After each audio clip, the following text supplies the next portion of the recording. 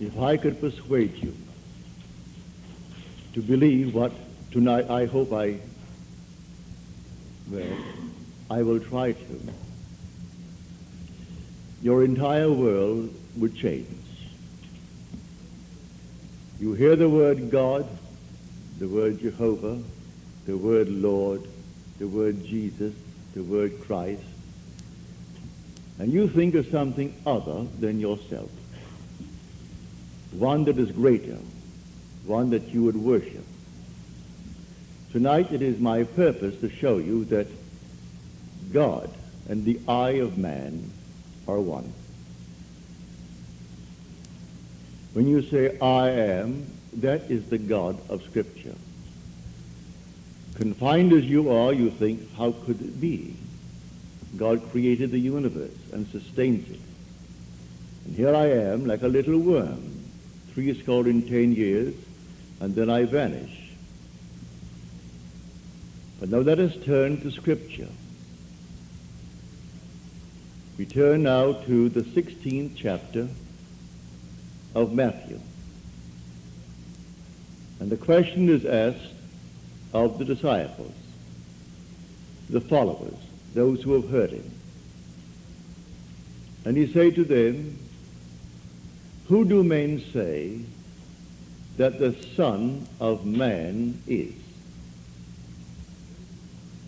And they reply, well, some say John the Baptist, come again. Others, Elijah. Others, Jeremiah, or one of the prophets. And then he said to them, but who do you say that I am?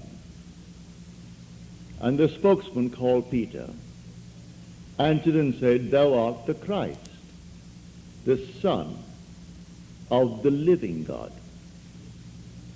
And he said to him, blessed art thou, Simon Bar-Jonah, for flesh and blood could not have told you this, but my Father who is in heaven.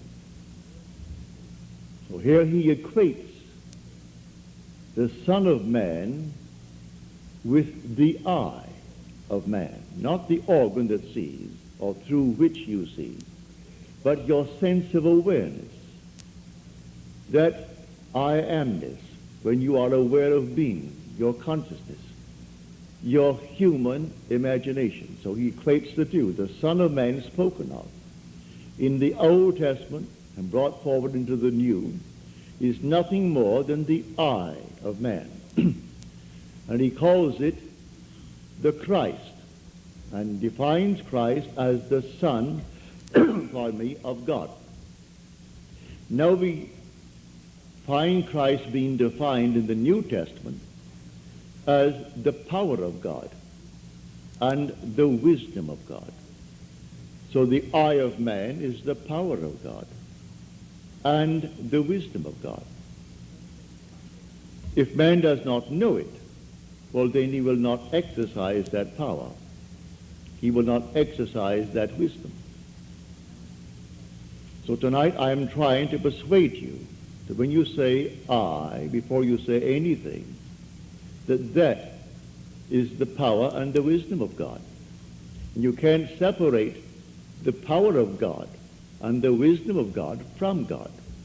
So you will say in the end, I and my Father are one, for he is called the Son of God. Now we are called upon to test this, if it be true. Can we test it? I hope you'll put it to the test. When I tell you that your own wonderful I amness is God, though prior to that you believe that you are little something, moving across the earth for a few years, 70 years, and then you will vanish, in the hope of some restoration, but a hope, no assurance. Well, now I'm going to tell you that you really are God. Your own wonderful consciousness, your human imagination, that is the God of Scripture. And there is no other God. Imprisoned as you are in these bodies of flesh, You did it for a purpose. Now let us see what it tells us about this Son of Man that is now equated with the eye of man. No one has ever ascended into heaven but he who descended from heaven, the Son of Man. You'll read that in the 3rd chapter, the 13th verse of John. So here we find you are a pre-existent being. No one can ascend into heaven but he who descended from heaven, the Son of Man. Your ascension in the next verse, the 14th verse, is showing you how you ascend. As Moses lifted up the serpent in the wilderness, so must the Son of Man be lifted up. That's all imagery, and yet it is true. You descended into generation in a world of death where everything begins, it waxes, it wanes, and then it disappears. But there's something in you, clothed in this garment, that does die, that is pre-existent, and its home is heaven, which is harmony. You gave it up completely. You aren't pretending that you're a man. You descended into man. You became man, with all the weaknesses, all the limitations, all the restrictions of man, to experience this world of death and decay. There will come a moment in time that you will ascend from this restriction, taking with you the experience that is yours because of this restriction. And you will ascend in the same manner that Moses lifted up the serpent in the wilderness. That was an adumbration. That was a foreshadowing. You will rise from the base of your spine, up your spine into your own skull, for heaven is within you. And you will rise like a fiery serpent, without any loss of identity. The form you wear, I hesitate to describe it. I will tell you that your face is human, your hands are human, your voice is human, but do not ask me to describe the body that you wear. It's infinite power, infinite wisdom, and yet it is a form. You are that fiery being that descended, not because of anything that was wrong when you descended. The fall is not because of any mistake on our part. It's a predetermined plan to come down into the world of death and decay and overcome it. If coming down, wearing these garments, we knew who we were, pretending that we were men, we could not accomplish it. Any more than an actor on the stage, pretending that he is Hamlet, can actually play that part. He has to actually assume it, but even then it is still with a little something in his mind. He knows he is the great actor who tonight will go home to his lovely home, and he'll take off the garment and hang it up once more, and tomorrow he'll replay the play. You don't do that in this play of God. You don't take off the garment. You wear it for your 70, and if by strength, your 80, or maybe even longer, or shorter. But the eye of man is the God of Scripture. Put it to the test. Let me now, first of all, before we go into the testing of it, make clear what I said on the last lecture night, Friday night, prompted by a question that was asked here. For I had said in the previous lecture that there are ranks in heaven as they are on earth. For this is only a copy. Everything here is a shadow. It's a copy of the eternal realities. And in the 12th chapter of 1 Corinthians, Paul describes the 10, or the 8 ranks. He does it many times, but he never changes the first two. The first is always the apostles. The second, the prophets. The third, the teachers, and then he goes on. Miracle workers, healers, helpers, administrators, and the speakers in tongues. But he never changes the first and second, the apostle and the prophet. You might think, because I told you I am sent, and the word sent means an apostle, that I am appropriating unto myself a certain first rank. But now, to put your heart at peace, I'm going to quote the 11th chapter of Romans. As of old, for there are always a remnant of old, and the remnant simply means the elect of God. You're not elected because you're born by accident into some ethnic group. Has nothing to do with that. A descendant of Abraham after the flesh is not necessarily the elect of God.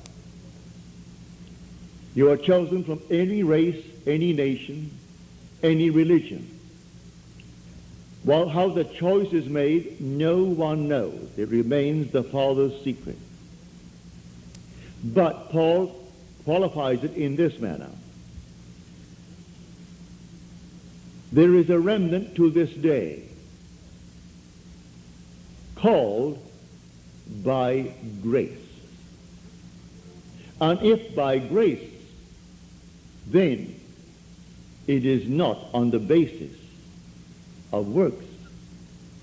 Otherwise, grace would no longer be grace. Therefore, no one who is called and sent can brag. If he brags, he is not the sent. Because it's all by grace. He didn't earn it. It's not by merit. It is simply a secret known only to the Father. So when we are called, incorporated into the body of infinite love, who is God, and then sent, let no one who is sent raise a finger to brag, to boast, for it is all by grace. Read it in the 11th chapter, the 5th and 6th verses of Paul's letter to the Romans. So now I have stated that. So do not think for one moment when I tell you I have been called and sent that in any way I am trying to act superior. For there is no intrinsic superiority to those who are called. Now, he uses an analogy, which I do not think adequate, but you can read it in the book itself. He uses the analogy of the human form, that not all are heads, eyes, nose, teeth, and so on. But that is a weak analogy. Nevertheless, he uses that to show you the different parts in one body.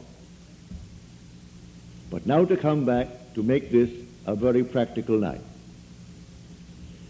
Believe me that when you say I, before you say I am John, I am Bill, I am this, I am that, I am the other, you are declaring yourself to be.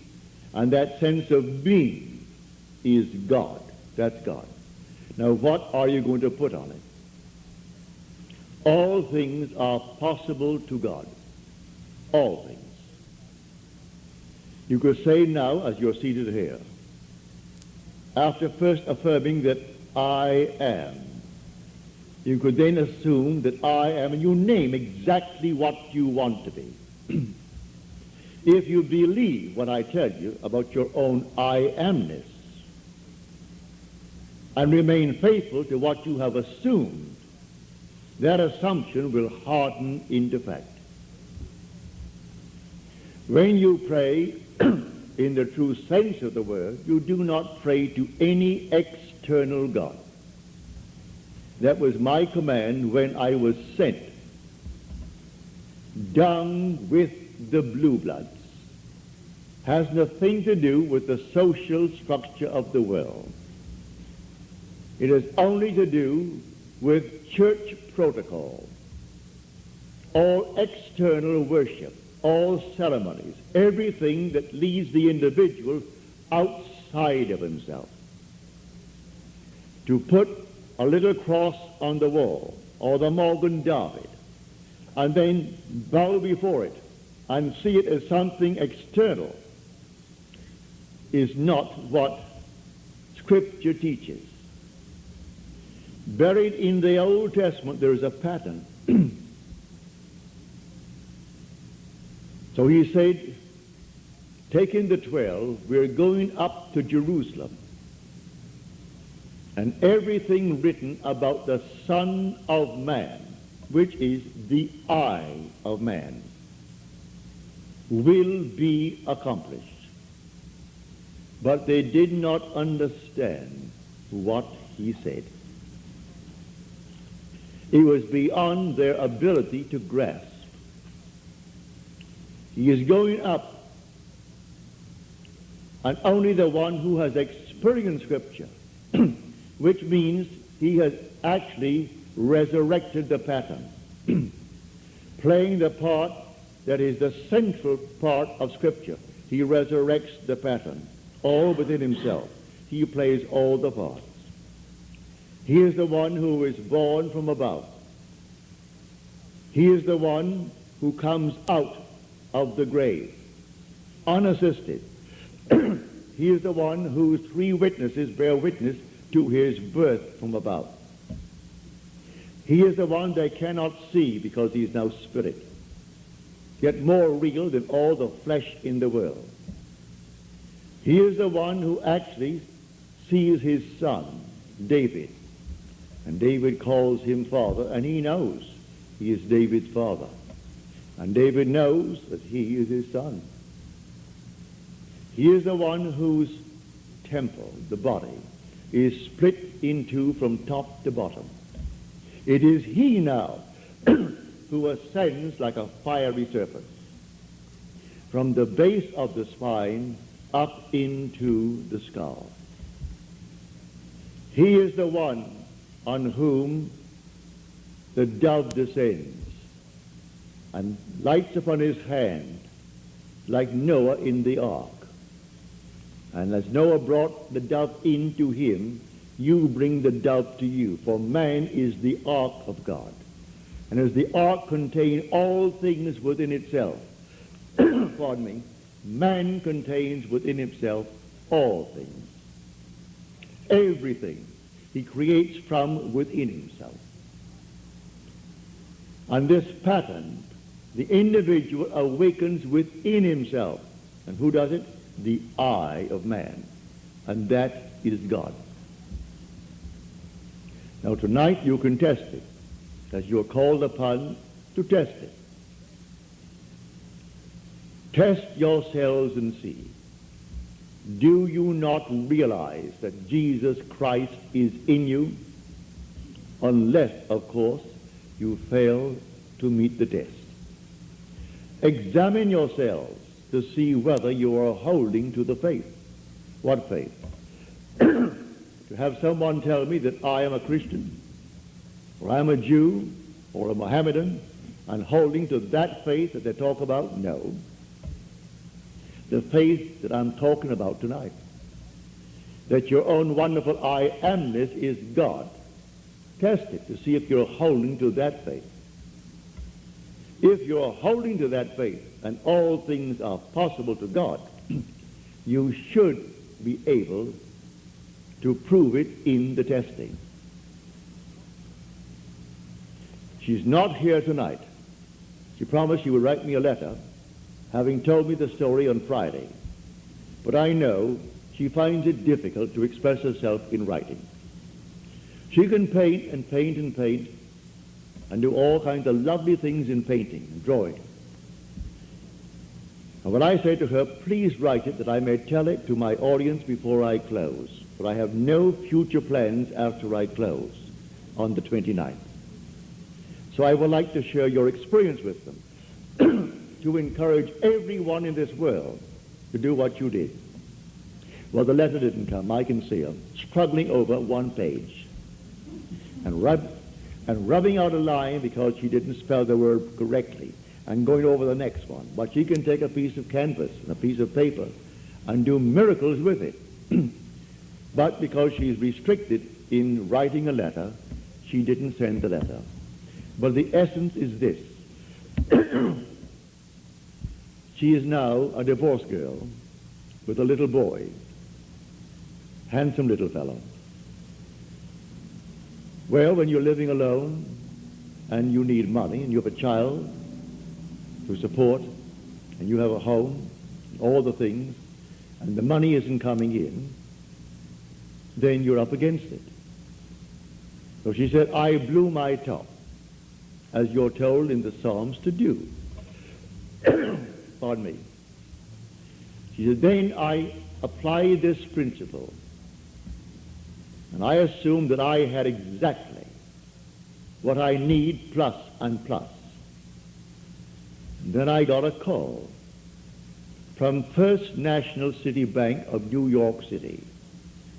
Now that is the second largest bank in our country. Bank of America comes first, they are second, and Chase Manhattan is third. Given me an order. She has no agent. This is an unsolicited statement. An order for $5,000, which she can execute and deliver within a month. Well, the First National City Bank of New York is not going to be hard-pressed to pay her immediately $5,000. If she called them and told them to pay it in advance, they would willingly pay it in advance. And she said, I can execute that order in 1 month. But I want the details. I had hoped she would send me, as she promised last Friday, but knowing her restriction concerning the use of words. She can use the brush and use the pen and use the pencil, but she's limited in the use of words. Eventually, she will send it, but I had hoped to have it by tonight. So I could give you exactly what she did. But this is what I do. Having convinced myself through experience, I have come to the conclusion that because I am aware that I am, that is God. For if by him all things are made, and without him is not anything made that is made, and I start from scratch, only imagining a state, and then I boldly assume that it is real, that I am actually experiencing that state now. And then in the not distant future, that state crystallizes in my world. Well, then I have found God. I have found the source of the phenomena of life. My only concern then is to share it with others and tell them, for they're all one. We are one. No one is greater than the other, not fundamentally. In his claims of what he is in the world of Caesar, he has more money, or he has so-and-so and so-and-so, but basically the same creative power in the man tonight behind bars serving life is the same creative power of the one who sentenced him to life. It's the same being. There is only one God. Hear, O Israel, the Lord, our God, the Lord is one. And the word translated, the Lord, is Yod, He, Vav, He. Properly translated is I am. When you go unto the people of Israel, and they ask you, what is his name? And you claim that the God of Abraham and the God of Jacob and the God of Isaac sent you. You say unto them, I am has sent me. That's my name forever, and by this name I shall be known throughout all generations. But man finds it difficult keeping the tense, and so he speaks of thou art, or he is, and he never actually comes down to the fundamental and knows that I am. I am the cause of the phenomena of my life, good, bad, or indifferent. I have to live with it and change my assumptions if I would change the world in which I live. But now, can I help a seeming other? I say you are myself pushed out. Can I help another? Yes, because there's only one.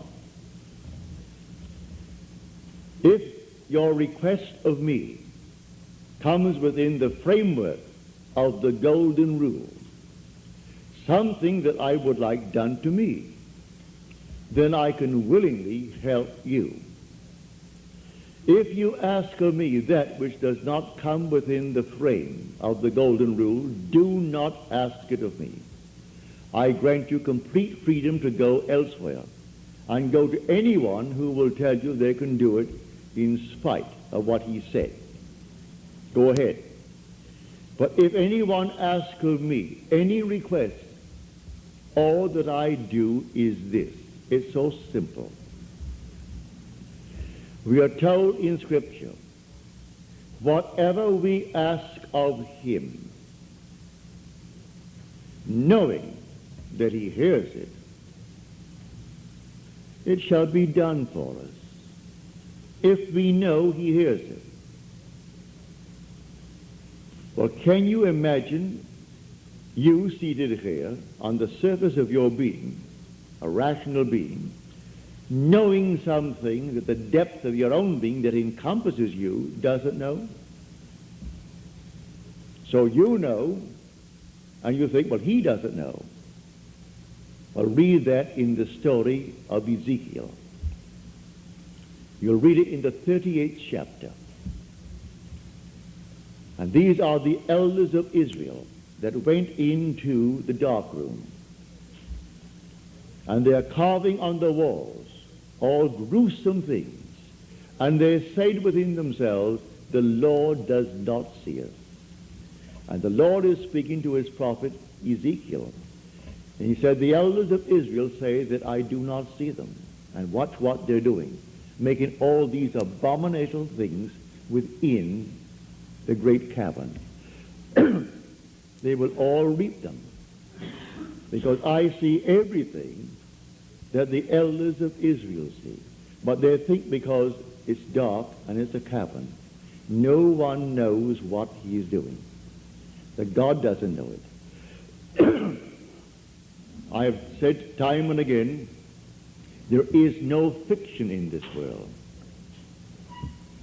You might have heard the story, and you read the story, concerning the seajacking of the Queen Elizabeth. You might have read the article in Time that some girl at Hunter College wrote that story in detail, and she was so shy when it came to the point to be read, she could not read it. She's a shy, sweet lady with a gift of writing. She wrote that in detail, including those who seemingly participated, a terminal case in cancer, and one who is running away from the law, who has not a thing to gain, and therefore is quite willing to blow the Queen Elizabeth with 2,200 souls aboard. And everything is completely in detail in her fictional story. If imagining creates reality, there is no fiction. So someone expressed her thought. and called the captain while at sea and demanded $1 million and would settle for $350,000. Well, it must have cost them, I should say, more than $1 million to stop that huge hulk in mid-Atlantic and then feed 2,200 people 4 times a day for the extra meals that they would have coming to them. Plus all the things that you put it all together, it would cost more than $1 million. And a little girl, possibly writing this for her PhD or writing it for some reason, and she writes it in detail. They gave her name so you can contact her. They gave the school is Hunter College in New York City. And everything in detail, pardon me, is told in that story. So I tell you, you sit down and write fiction. Need not put it down. My friend wrote fiction. She had a large sum of money coming in. And she went to town within herself, and she wrote in herself and blew her top, as it were.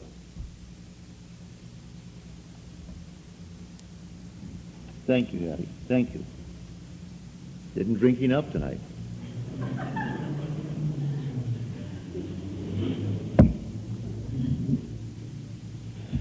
So she, in the depth of her own being, conjured the sum of money that she needed. Beyond, always go beyond. So we are told in the psalm, be angry, but sin not. Commune with your own heart upon your bed and be silent. Yes, blow your top, but do not let the sun go down upon your anger.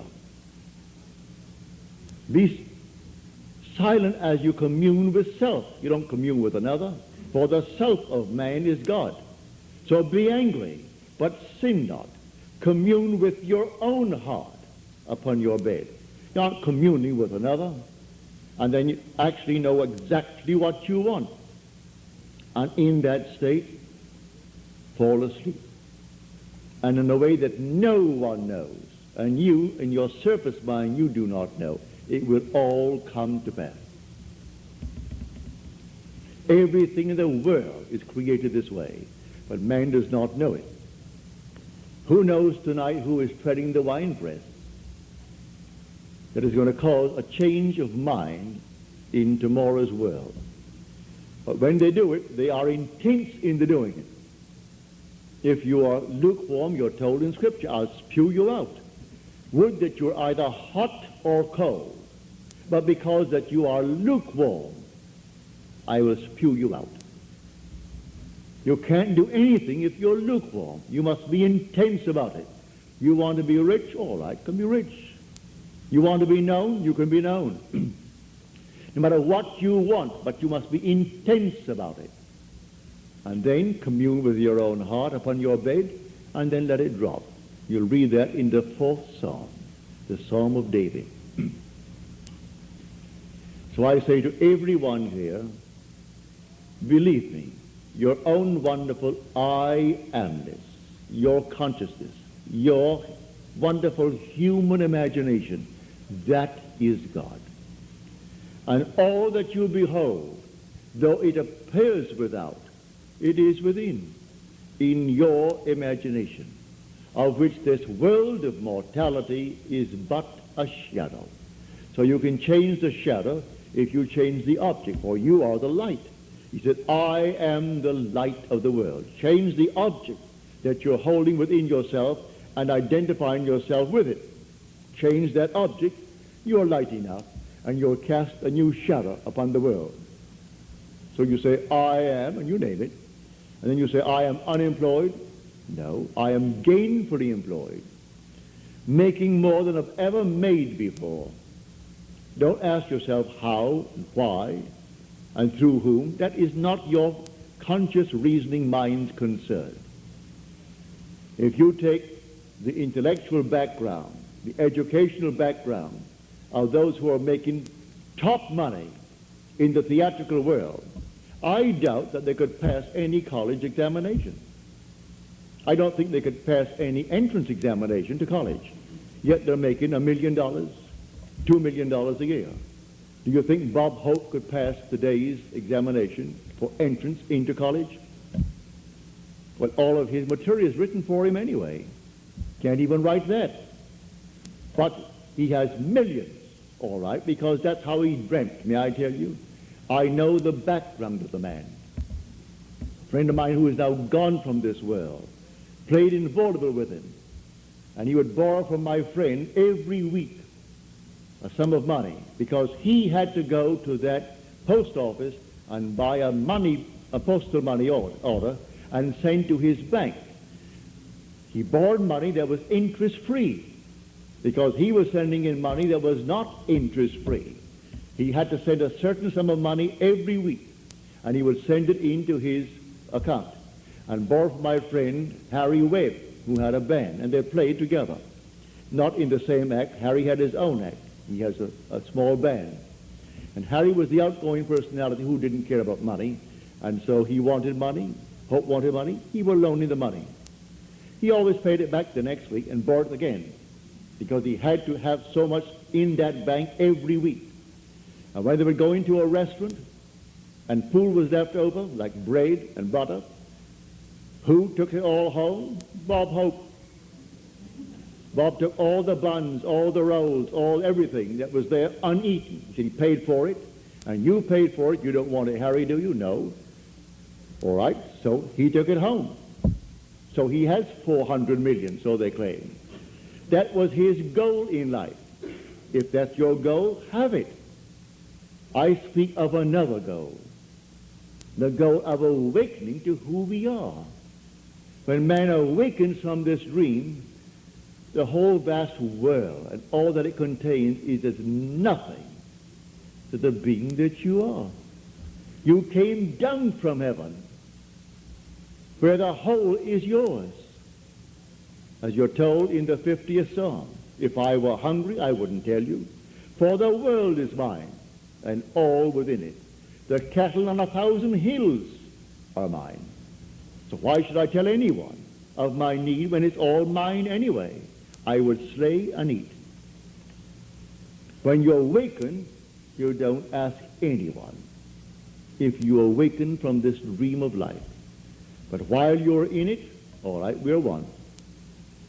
This little hand of mine, if it begins to itch here now, it's easier for me to take this hand that is not attached to this and scratch it than to try to bend this thing out of shape to scratch the back of it.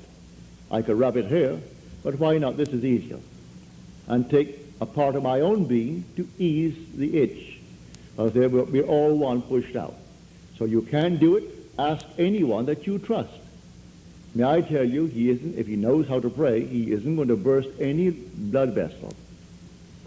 He isn't going to get down on his knees and pray to any external God if he knows how to pray. He isn't going to beg of anyone in this world. What he will do, he will simply represent you to himself as one telling him that you have what you asked of him. And when he is satisfied that you told him that you have it, don't ask the second time for the same thing because he's not going to listen to you. He heard it, he is still hearing it, and he will continue to hear it until that which he has heard is perfectly externalized. So don't think you need several treatments. That's a lot of nonsense. Treatments for what? It either is or it isn't.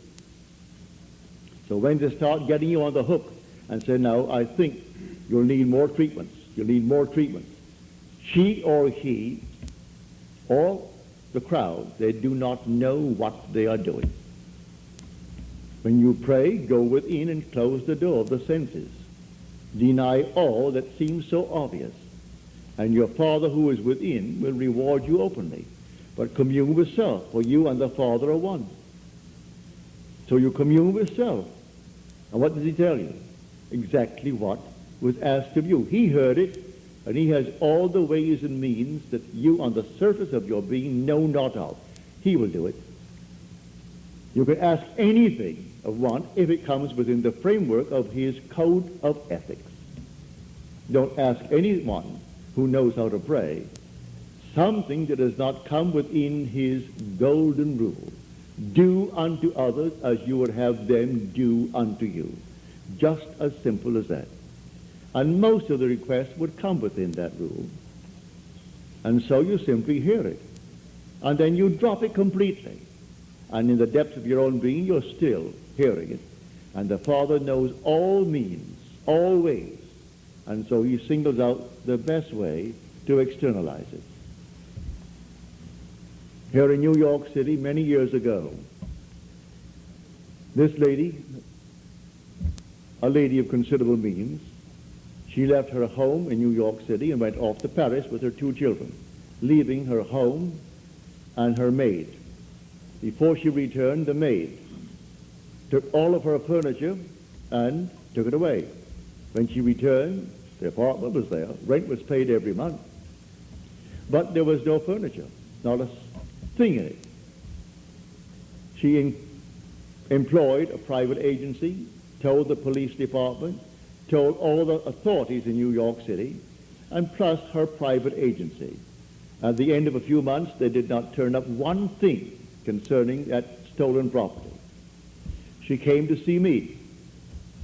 I said, all right, you're seated there and I'm seated here in my apartment, aren't we? Now, you are not seated in my apartment. You are seated right now. Close your eyes. You're seated in your own apartment. And you had a grand piano? She said, no, I had a piano, but it wasn't a concert grand. It was grand, but not a concert grand. And on it, I had my pictures of my 2 children. And I had pictures of the wall. She told me what they were. And the furniture, I said, all right, refurnish that place as you left it. You have a memory. She did. Now, when I stopped talking, it's because you have refurnished that place to me. Now, you're going to go in, and you aren't going to see your apartment from my apartment. You're in your apartment. And you can feel your chair, and get off your chair and feel the piano, and see the children, the pictures of the children, and that's what you're going to do. She agreed she would do it. And then we simply broke the spell. What did it take? 2 minutes? 3 minutes? That week, she went to her bank on Madison Avenue. As she was coming out of the bank, she had a past history of a little mental state where she was put away for a while because she needed psychiatric treatment. And the bars on this window reminded her of her past history and therefore addled her for a while. So she came onto Madison Avenue and turned south instead of turning north, where she should have. When she discovered her mistake, she was at the end of the block. When she got there and discovered her mistake, she looked down, and 2 very familiar ankles were standing right before her. She came up to the face. That's her maid. And the maid spotted it and started to scream. She went over to the maid and grabbed her before the light changed and hailed the oncoming taxi and said, you're taking me right now. And the maid, who could have killed her, she was so big and strong, was so reduced to impotency because of the discovery. And the maid took her to the place where she had stored that furniture. She said, I'm not bringing action against you. I want my furniture. And she got it back into her own apartment within the week. A seeming mistake was the way the Father laid her. All I ask is to go to the end. If I go to the end and give thanks to the end and for the end, it's done. Now let the one in the depths of my own being devise the best means to take me to that end. The end is where I start. The end is my beginning. And that is a story that I know from personal experience.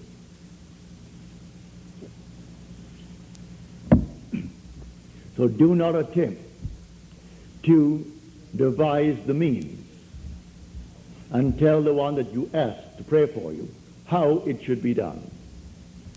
He will lose all interest and turn his back and say, go elsewhere. You don't go into a doctor's office and tell him what he should do. If you go to him because you trust him, well then you either got to trust him and continue, or you're going to leave him. Well, if you go to someone that you really believe who knows how to pray, don't tell them how to do it and what means should be employed in order to do it. He is going to go to the end if he knows how to pray. The end is where we begin. In my end is my beginning. And we're always ahead of our evidence. So I go to the end. I see the whole thing done, and then drop it. Then let it happen in my world. So to come back, the I within you now, when you say I, no matter how little you have thought yourself so far, may I tell you, you are the infinite God. And when the story of Jesus Christ repeats itself within you, you will know it's all I. No one called Jesus is going to appear. He is not going to push any stone away from you when you come out of that tomb. And then you'll know the words of John.